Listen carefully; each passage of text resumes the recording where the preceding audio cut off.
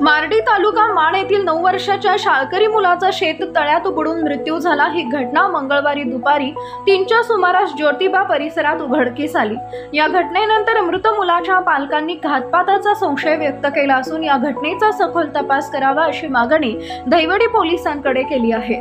शंभूराज शशिकांत राजमाणे असं शेततळ्यात बुडून मृत्यू झालेल्या मुलाचं नाव आहे। याबाबत अधिक माहिती अशी की मार्डी येथील शंभूराज राजमाणे हा तबला व पेटी वाजवण्याच्या खासगी क्लासला नेहमीप्रमाणे मंगळवार दिनांक 15 रोजी दुपारी सायकल घेऊन गेला होता।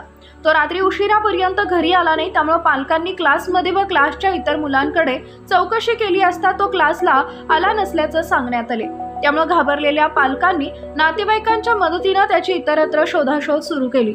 रात्री उशिरा क्लास शेजारील नलवडे यांच्या घरामागे असणाऱ्या शेततळ्या शेजारीच त्याची सायकल व चप्पल पडल्याचं नातेवाईकांना दिसून आले। नातेवाईकांनी शोध घेतला असता शेततळ्यात शंभूराजचा मृतदेह आढळला। या घटनेची नोंद दैवडी पोलिसात झाली आहे। शंभूराज हा अत्यंत हुशार आणि मनमिळाऊ असल्यामुळे तो आई वडील, नातेवाईक व गावकऱ्यांना अत्यंत लाडका होता। त्याच्या जाण्यानं गावकरी व आई वडिलांवर दुःखाचा डोंगर कोसळलाय। आई वडिलांचा आक्रोश पाहताना उपस्थितांनाही आपले अश्रू आवरता आले नाही।